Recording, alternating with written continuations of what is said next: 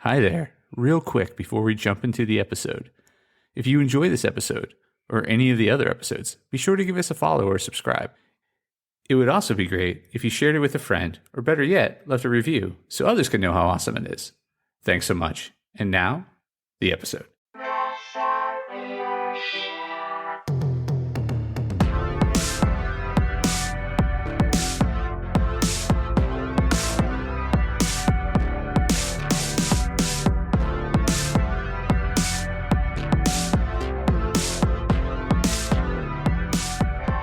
Hey there, Press Starters, and welcome to the Press Start Leadership Podcast, the podcast about game-changing leadership, teaching you how to get the most out of your product and development team and become the leader you were meant to be. Leadership coaching and training for the international game industry professional. Now, let me introduce you to your host, the man, the myth, the legend, Christopher Mifsud. Welcome back, Press Starters. And on this week's episode of Press Start Leadership Podcast, we discuss the best leadership strategy for winning teams and 10 things that leaders should never do. First up, top down, bottom up. Why a meet in the middle leadership strategy is best. When I say top down, bottom up, I'm not talking about the latest dance craze, playing Twister, or even the slang term for a sweet 80s mullet. I'm talking about leadership styles, and why combining both for a meet-in-the-middle approach is the best option. Strong companies with a sound culture use this methodology. But what is a top-down, bottom-up, or meet-in-the-middle approach? It's when upper management and employees at all levels meet and communicate regularly. This allows everyone to ask questions, challenge existing ideas, and make informed decisions. The message comes from the top, but voices from the bottom are also heard. And when they meet in the middle, the voice is the same. Sounds great, right? But just how do you do that? Here are 5 things that make this style work. 1. Regular update meetings. Update meetings should happen between multiple levels of the company where information can move honestly up and down. These can be weekly location meetings, monthly global meetings, daily team meetings, or whatever works best for your team. 2. Send out regular communication. This includes emails, announcements, chats, etc. Don't just communicate bad news, as that sets negative expectations and teaches your employees to expect the worst. Use your communications to celebrate as much as you use them to inform and prepare. 3. Make sure every level is involved. Ultimately, leaders still lead and make decisions, but they rely on the team to enlighten, inform, and educate them. Create committees across different levels of the company so everyone has a voice or a way to have one. 4. Create buy-in. Buy-in from everyone is important, so bring in enough folks from the affected groups early in the process. If a decision is made, questions should be presented and answered honestly. 5. Have the tough conversations. The trajectory of the company should be shared regularly, so that employees make informed decisions. Tough times and choices should not be a surprise. If you don't have the trust of your team, you don't have anything. As a leader, it's important to remain consistent in applying this approach. If a new process is implemented, bring it in as top-down, bottom-up. Nothing sucks more than trying to implement a new process that doesn't succeed because an important CEO or stakeholder wasn't brought on to begin with. If you implement something new to help your team, like a routine, make sure to learn it also, or you're making more work for the team. Similarly, do the work for finding the compromise ahead of time. People hate having their time wasted, so if you're looking for a certain leadership style in incoming leaders, such as servant leadership, make sure the rest of the company has pivoted that way too. It's silly to expect part of your team to operate one way and the other part another. It's so important to be on the same page. That way, there are no surprises. Ultimately, bad leaders make you feel like you work for them, and good leaders make you feel like you work for each other. In the best culture, people feel like they can say anything, which is why top down, bottom up is so great.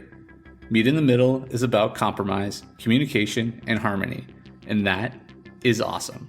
Are you ready to get awesome? Press start. I hope you enjoyed the best leadership strategy for winning teams. Let me know if you agree or if you have another leadership strategy. Okay, next up, 10 things a leader should never do. The don'ts of leadership. I often write about the things good leaders should do, but today I want to talk about the things they should never do if they want to foster long-term success and maintain their integrity and the respect of their team. Here are 10 things the leaders should never do. Number 1, don't yell. This should go without saying, but it's important to treat people with respect, and that means never yelling or acting inappropriately in front of your employees. Fear is not a good motivator, and yelling doesn't accomplish anything. In fact, it generally triggers the fight, flight, or freeze response in whoever is on the receiving end. Nobody wants that kind of behavior running their team. 2, don't micromanage. You probably weren't always a manager, and it may be hard to let go of how you would have done things, but you get better results if you do. Just think what you could accomplish if you weren't micromanaging. People don't want to have someone hovering over them constantly, so hire people to do the job and delegate. 3, don't be a dick. This includes insulting people, gossiping about others, and being generally toxic. Just don't do it. Nobody will want to work with you. 4, don't complain in front of your team. Complaining diminishes morale and sets you up to fail. When someone sees you speaking negatively about others behind their backs, they assume you do the same to them. Bye-bye credibility. 5, don't do shit you don't want your team to do. Avoid the do as I say, not as I do mentality at all costs.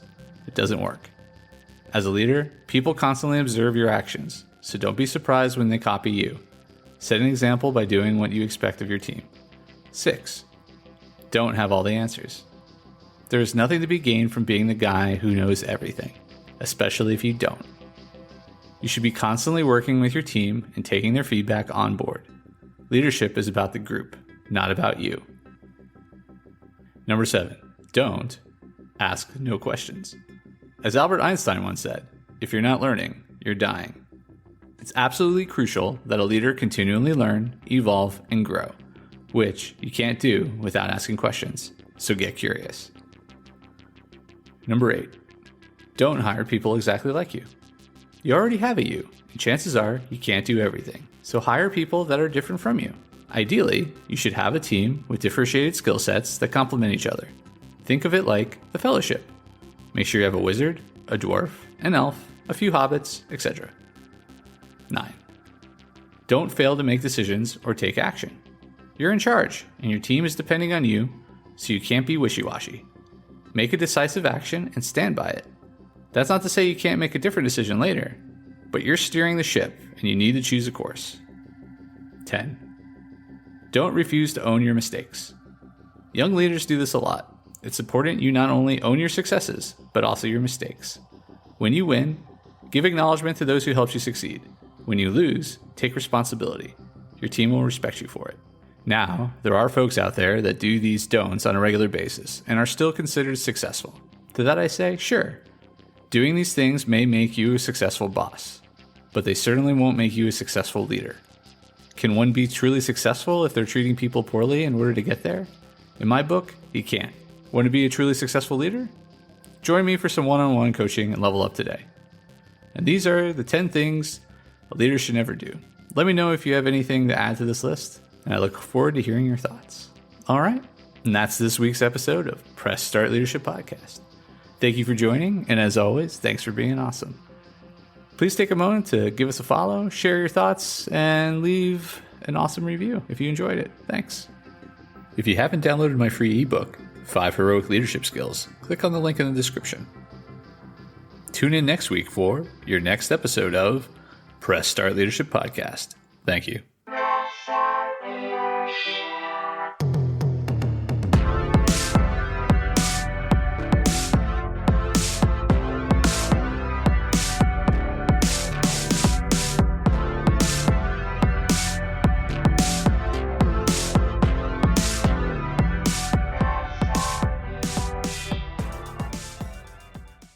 Oh, hi there. The episode's over, but thanks for sticking around till the end. If you're on the quest to elevate your team's leadership, production, or game design capabilities, I'm here to assist. Leveraging extensive experience and a strategic approach, I offer personalized audits, bespoke workshops, and leadership retreat facilitation to drive your team toward excellence. My commitment is to provide efficient, reliable, and proven support, ensuring you have the tools and insights needed to thrive. Ready to unlock your team's full potential and achieve unparalleled success? Don't hesitate to press start on your journey to transformation today. Feel free to reach out directly to discuss how we can tailor a solution to meet your unique needs and goals. Let's connect and take your team's performance to the next level.